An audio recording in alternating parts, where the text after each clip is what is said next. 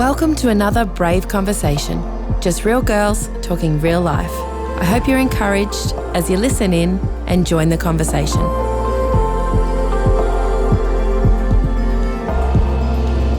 All right, so this is our first Brave Women podcast, and we've named it Brave Conversations because that's exactly what this is. And I'm delighted this afternoon to introduce you to who we have here. We have Mel. Hello. We have Esma, and we have Pastor Ann with us as well. So I'll introduce them a little bit more as we go on. However, we want to start each one of these podcasts or conversations with a light-hearted game. I've maybe just given the heads up to both of our contestants, and they are willingly going ahead. Hey, Pastor Ann. Very willing. There may not have been some bribing going on behind the scenes, but we're doing a game where it's like a would you rather. So within 1 minute, they have to answer as many questions as they can, and it's this or that, basically. So I'm going to ask Pastor Ann first. Esma, might need you to block your ears so you don't hear all the questions too soon. Might give you a little bit of a heads up. And Mel's going to record for us the time. So Pastor Ann, are you ready? Let's go. As ready as you'll ever be? Yeah, let's do it. Okay, ready? Queensland or New South Wales? Queensland. Sweet or savoury? Savoury. Gold or silver? Gold. Run or swim? Swim. Action or rom-com? Rom-com. Three hands or wings? Wings. Summer or winter? Summer. Dolphin or horse? Horse. Two-story or single house? Two-story. M&Ms or Maltesers? M&Ms. Chips or popcorn? Chips. Maths or English? English. Lollies or chocolate? Chocolate. Scrambled or poached? Scrambled. Beached or rainforest? Beach. Fly or teleport? Fly. Sunrise or sunset? Sunrise. Basketball or netball? Basketball. Massage or facial? Facial. Ice skate or roller skate? Neither. AFL or NRL? Neither. Camping or hotel? Hotel. Tennis or hockey? Tennis. Guitar or piano? Piano. Purple or blue? Blue. Cadbury or Lindt? Cadbury. Adidas or Nike? Nike. Primary or high school? Primary. Oh, there we go. You can listen now, Esma. You got 28, Pastor Ann, so well done. Is that well done? 28 in 1 minute.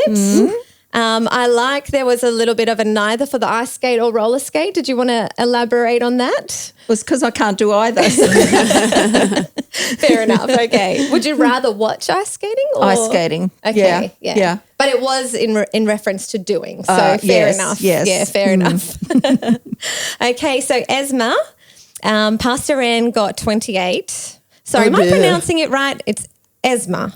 Esma. Esma, yes. Yes, just Esma. Yes. Pastor Ann got 28. So you've got to see if you can beat that. All right. Are you ready for your questions? Yes. Tell us when you're ready, Mel. And go. Queensland or New South Wales? Queensland. Sweet or savoury? Sweet. Gold or silver? Gold. Run or swim? Run. Action or rom-com? Action. Three hands or wings? Free. Three hands or wings? Wings. M&Ms or Maltesers? Maltesers. Summer or winter? Winter. Dolphin or horse? Horse. Two-story or single house? Single. Chips or popcorn? Chips. Maths or English? English. Lollies or chocolate? Chocolate. Scrambled or poached? Scrambled. Beach or rainforest? Rainforest. Fly or teleport? Fly. Sunrise or sunset? Sunset. Basketball or netball? Basketball. Massage or facial? Massage. Ice skate or roller skate? Ice skate. AFL or NRL? NRL. Camping or hotel? Camping. Oh, there you go. So you made 22. Oh. But you did well, Esma. 22. Pastor Ann is our winner, though. There has to be a winner. So there you go. You said chocolate, didn't you? Not I lollies. did. Okay, Yeah. so there might be some chocolate Oh, coming your good. way. Okay, I Yes. could do with some of that. What's your favourite, Pastor Ann? Oh, I'd say a hazelnut. Oh, yeah, hazelnut. Yeah, good call. Yeah. Good call. Well, we should probably get into our conversation because knowing us, we could be here all day if we wanted to. But this afternoon, basically, we've come just to discuss about the importance of women linking arms in the church. So the generations joining together, it's something that God has heavily placed upon our hearts. And Pastor Ann, I know that that's been something that he's placed on your heart for many years. And we say that Highway is a family church with a missions heart. And you can really see that, the importance, and you can see how the generations have joined together over the years. And how do you think that come about? I think it comes about when you understand how the kingdom of God works, that God himself is a generational God. He's not a God of just one generation, but from one generation to another. And so I think as you grow in God, your whole vision of the church expands with that, with your own growth. But I think I've always kind of known that and just sort of grown with that understanding that I've always wanted to be part of a church that is a generational church, that every demographic is represented in some way. And certainly whether you're young, whether you're old, whether you're somewhere in between, the generations have been prayed for and we see it in our church. We're very blessed here. You do go to some places and you do see a certain, whether it's filled with young people or filled with older people, but when you walk into a room and it's got a good cross-section of ages, I think that's a healthy room to be in. And Highway is very, very blessed in that way. So we've always prayed that way, so I think it's very intentional in the way we've prayed, and God's been good to answer that. So Yeah, absolutely. And Mel, how would you see you've seen it specifically outworked in the church? In terms of just generational connection? With the women specifically. women. Yeah. Yeah, that's a good question. I think that it's something that just kind of shows up. You know, whenever we have an event, we will get that cross-section of, you know, younger girls, you know, to the older women, you know, and everything in between, which is really, really great.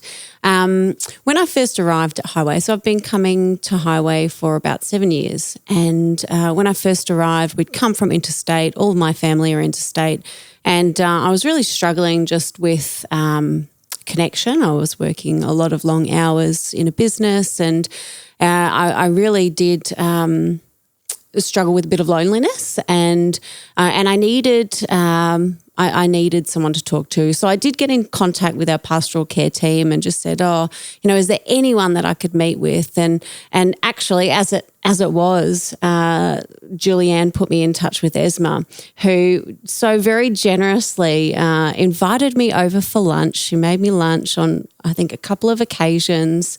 We might have gone out for a coffee as well. And yeah, it was just such a great opportunity to find a connection in the church, but also really get to know Esma a little better and to hear the wisdom that she has, which is just incredible. And I'll always be so, so grateful for just her generosity of time and wisdom towards me, you know, for you know, sharing part of her life story with me and helping me find my place in the church. Yeah, I love that. I love that it's not just during a service or on a Sunday, but that organically happened outside of, you know, a service time, but throughout the week. And I think that outside of the church, you know, if you're not from a Christian, you know, sphere in the world, I suppose, you wouldn't have those sorts of connections that could happen when trying to find a friend, or it doesn't happen that easily, I suppose. Yeah, I think so. I think the thing was, like, I was determined to make myself at home at Highway. I knew that, you know, being planted in a church was absolutely critical to my faith. And so I did what I could to make that happen. And, you know, getting to meet up with Esme was just a brilliant opportunity.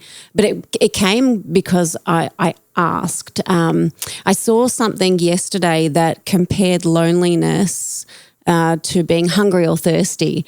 And it talks about, when we're hungry, we go and get food. If we're thirsty, we go and get a drink. But sometimes when we're lonely, we don't respond to that like we do our other needs. And we can maybe sometimes isolate and sort of hide in that. And I'm not exactly sure why, but I think that we, as women, as people, could really benefit from recognizing loneliness as something that we just need to respond to. Like, if we are lonely, well, yeah, let's seek out some relationship, and being in the church, the community of spirit-filled believers is absolutely the best place to do that. Yeah, so good. So good. And Esma, just to fill everyone in, we recently celebrated a very special number for you of your birthday. Do you mind sharing with our listeners a little bit about that and your time in church? Well, turning 90 was as much a surprise to me as anyone else, I think,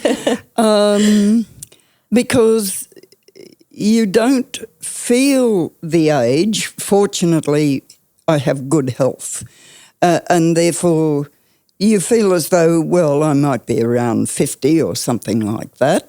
And to have health and strength is a mighty big help in your gratefulness to God, and then in your reaching out to people. Yes, I have been lonely.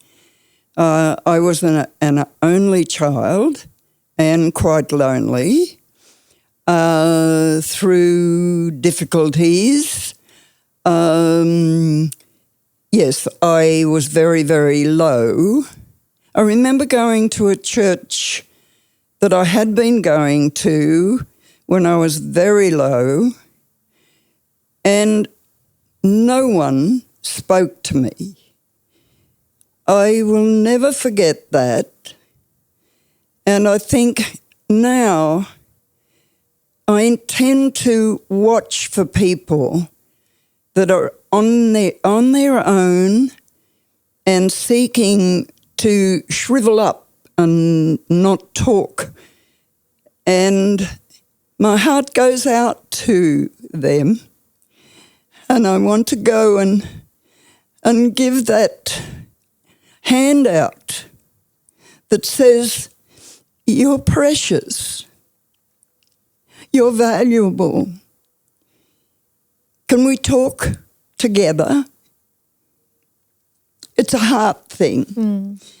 I am so sad that Ladies' Day, sort of before, COVID hit, and then Ladies' Day disappeared.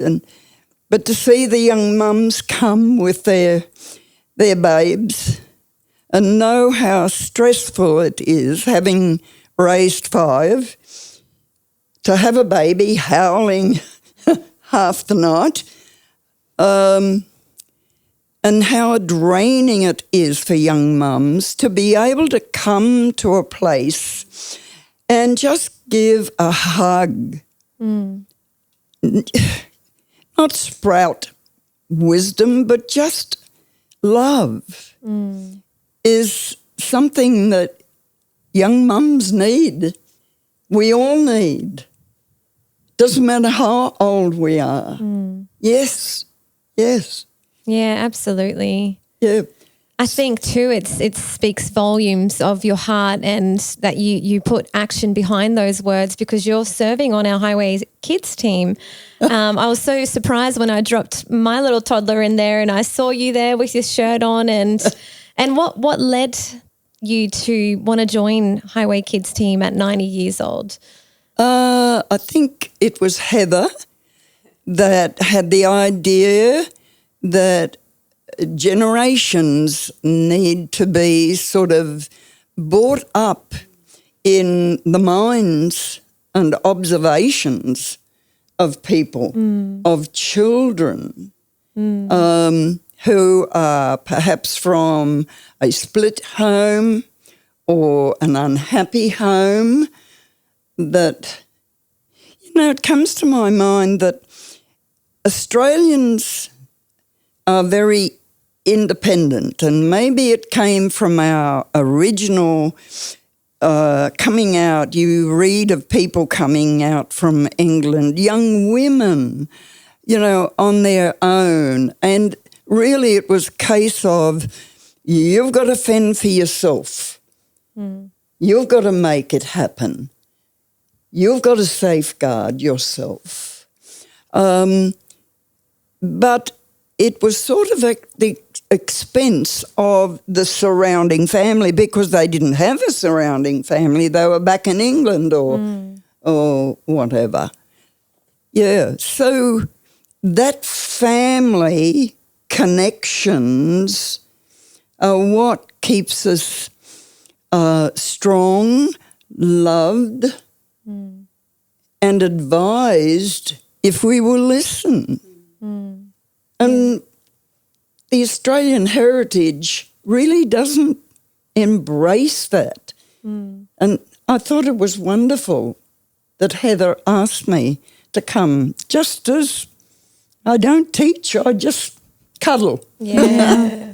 I think that's so important. Yeah. Did you have something to add to that, Pastor Anne? Oh, I just think that there displays the power of connection all the way from what Mel said to you, to Heather.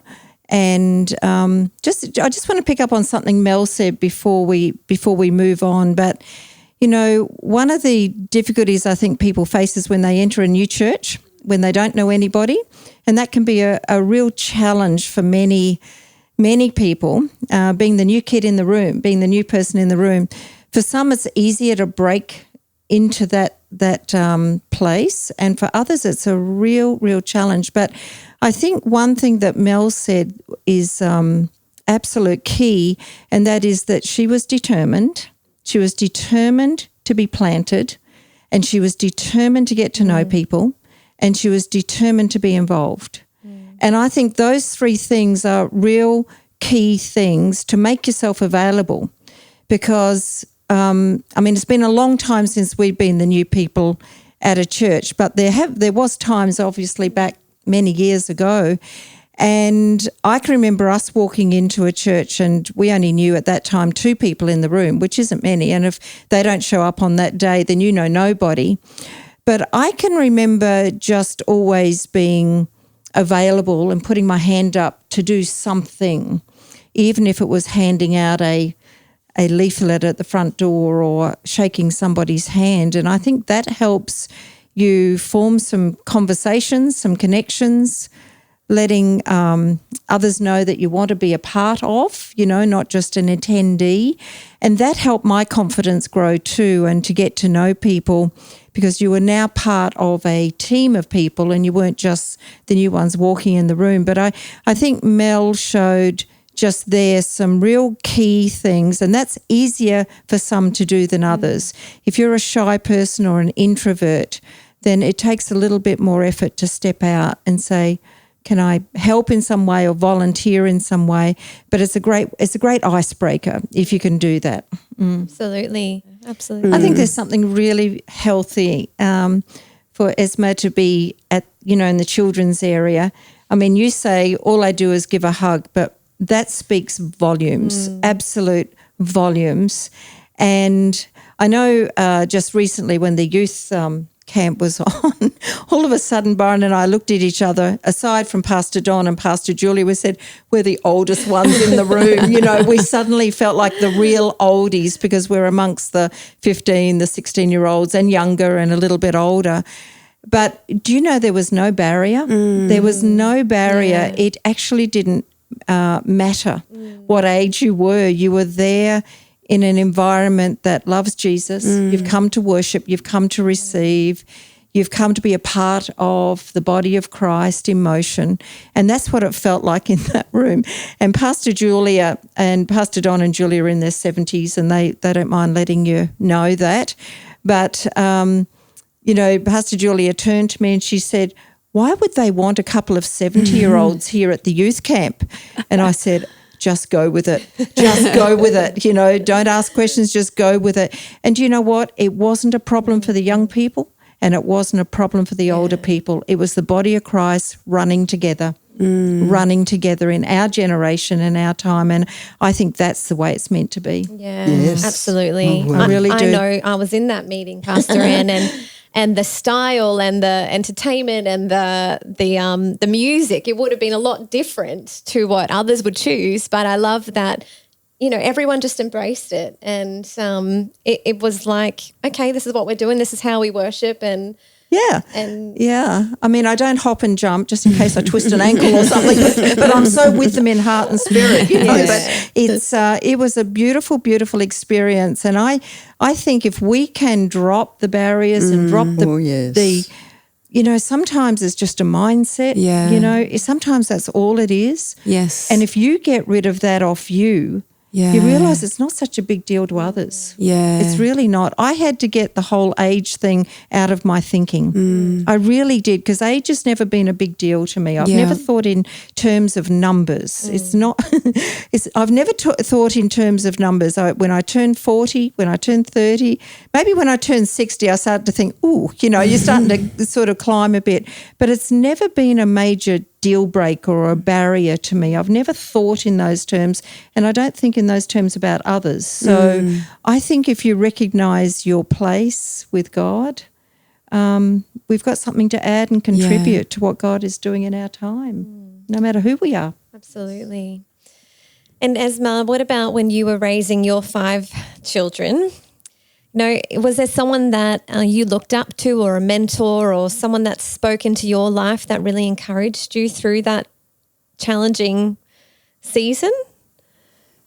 Well, I can happily say that there were quite a few.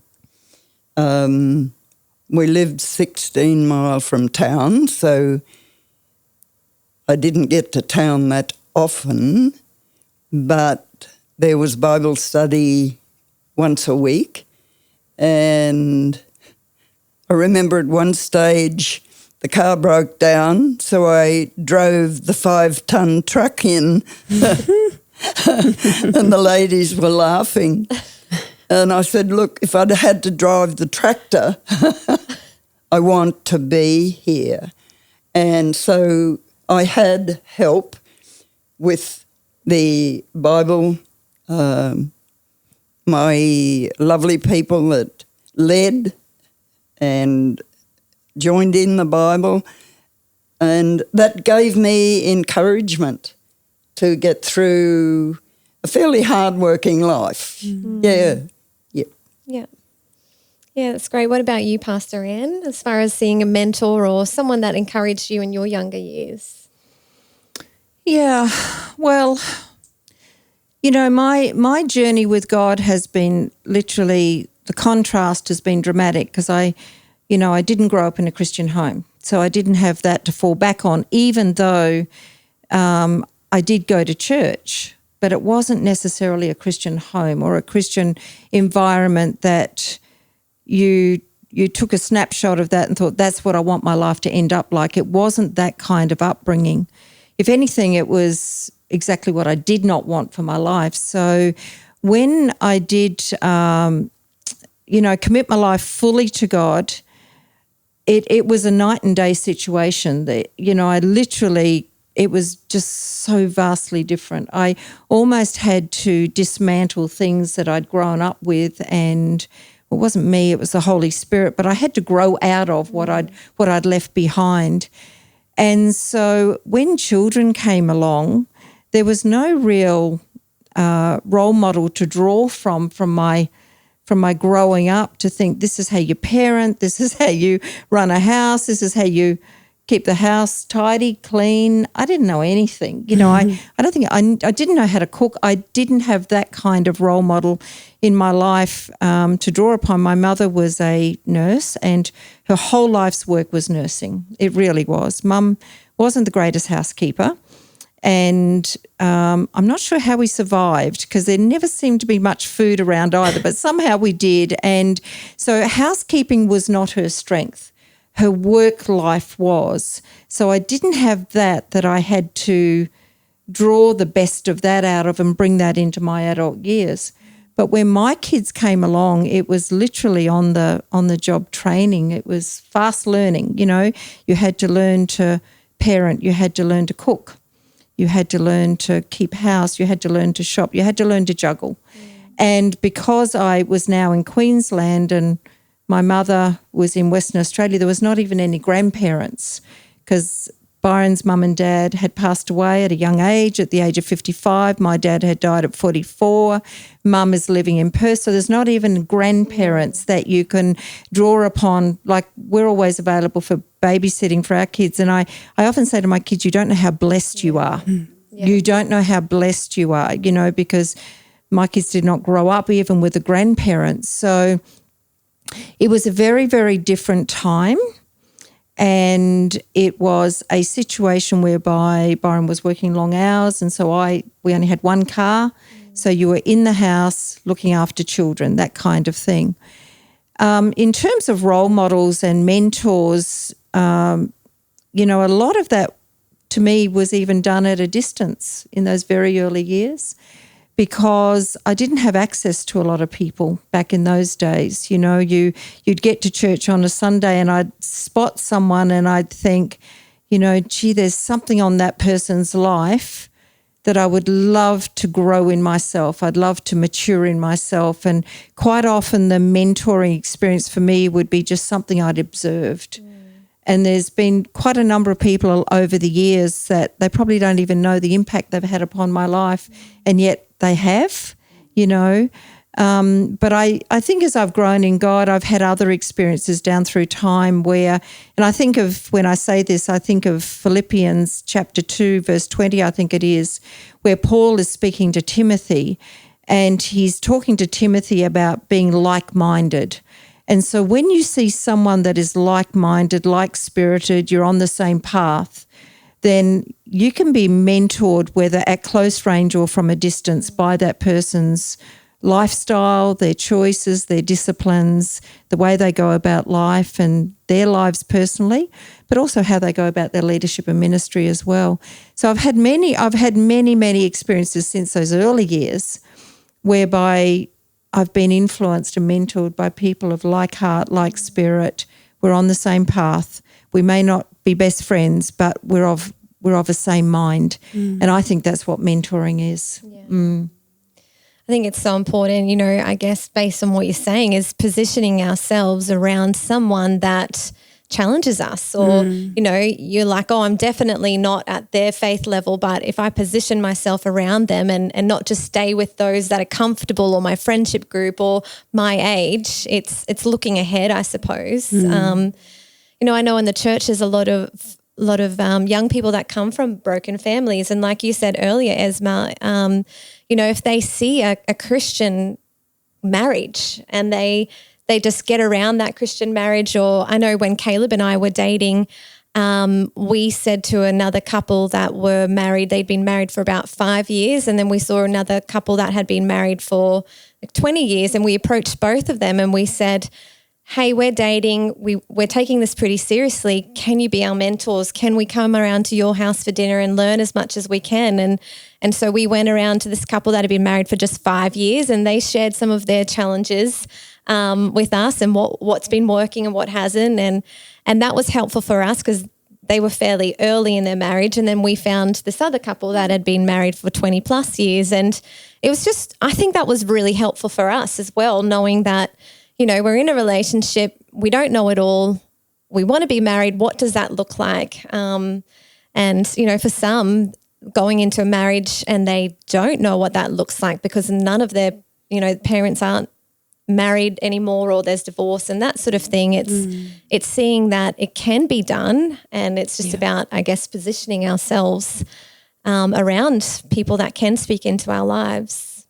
Yeah, I think it's really valuable to be able to have that sort of self-awareness, that self-reflection, and that ability to be humble enough to ask if you need it. So I think that, you know, being able to say to someone who you admire because of a particular way they handle things, or, if they're further on their journey than you, being able to say, hey, yeah, can we take you out for dinner or take you out for coffee, and being able to glean those things is probably, a good, a good place to be if you're able to do that.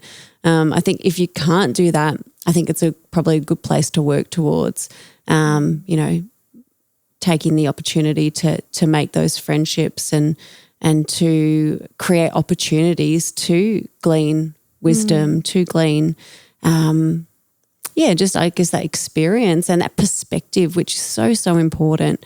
We're just not built to do life alone. And if we think we can, I really think we're just fooling ourselves. It's so important to have people around us. For me, I would have different levels of sort of, I guess, mentorship. I've started on like a professional supervision course, which has been really great to get clarity in a few areas of, how do I do my job better in a ministry role where, it's dealing with people a lot. So that there's that kind of mentorship. I have other friends who I've said, I want you to keep me accountable in these areas. If you see things that you think are going to be potentially problematic for me, or you think that there's an issue, I actually give you permission to bring it up with me, because I want to remain in a disposition of being humble, of being life-giving to the people around me. I want to lead with integrity and not to create damage because I'm just oblivious about things.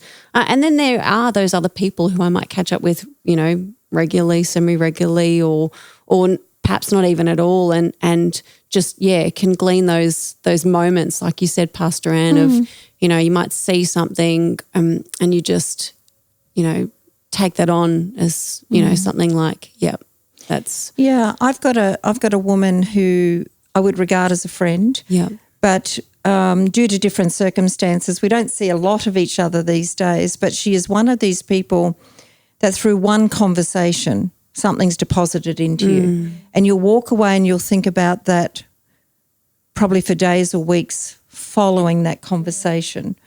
There's always something that is imparted, always. I think there's been some great conversation had here today, and I don't want to wrap it up, but we will need to.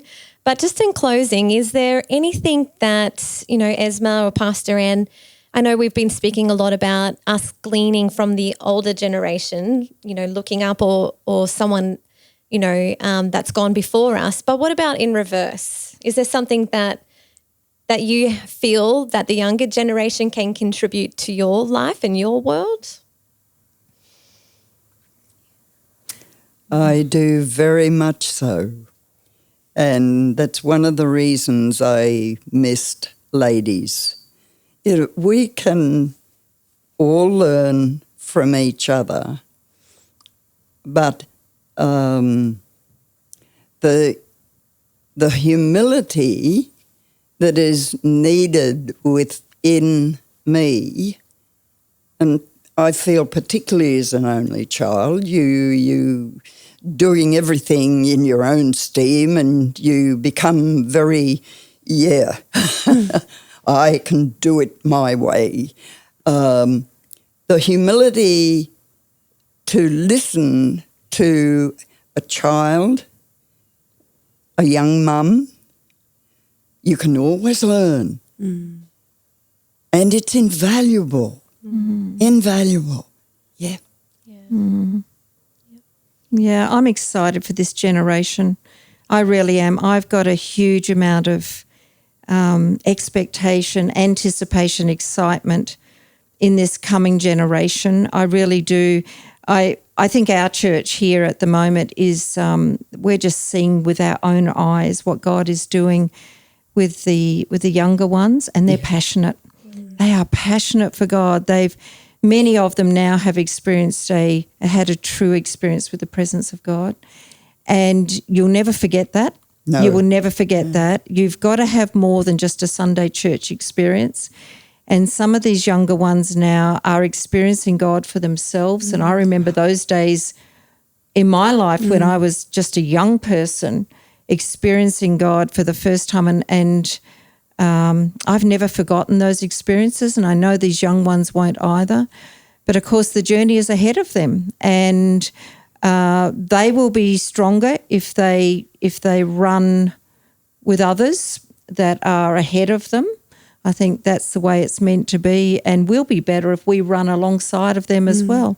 And so I'm full of confidence and expectation for this coming generation.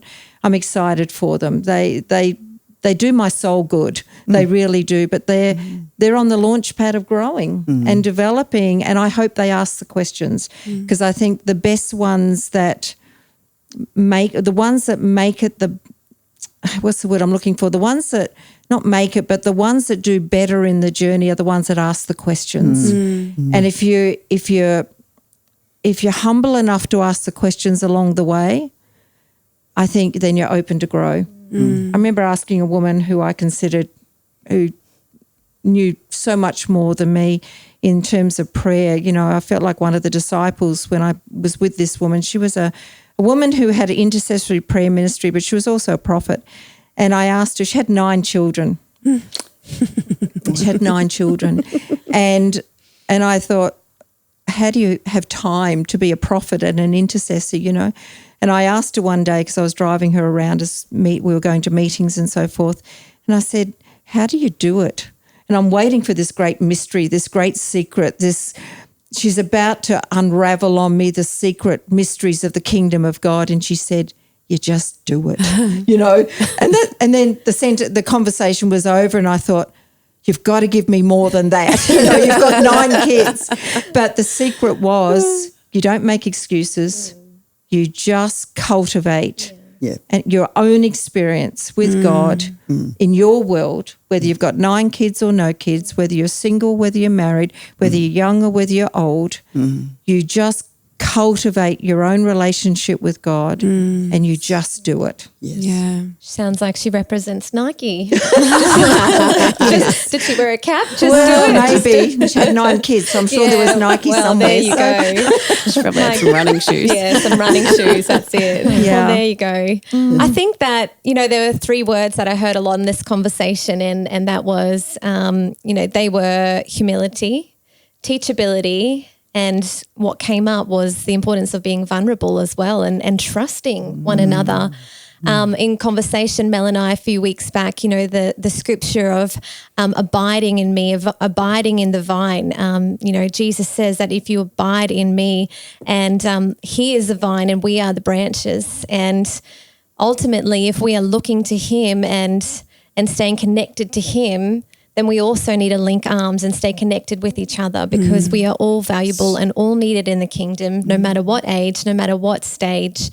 So I just want to encourage you listeners today, you know, I hope that this conversation has given you something to pick up and run with. It might be one little area in your life or one conversation or just one way that you can just step out this week and just try to embrace this opportunity of linking the generations and looking who you can mentor possibly, or maybe looking at who can mentor you and speak into your life. So, well, thank you for joining us today, Mel and Esma and Pastor Ann. We really appreciate your time. And to all of you that are listening, we really hope that this conversation has blessed you and that it's given you something that you can be challenged with and encouraged with and run with, whether that be maybe you find someone in your life that you can mentor, or maybe you can reach out and find someone who can mentor and speak into your life. Well, that's it from us today. We look forward to being with you next time you tune in.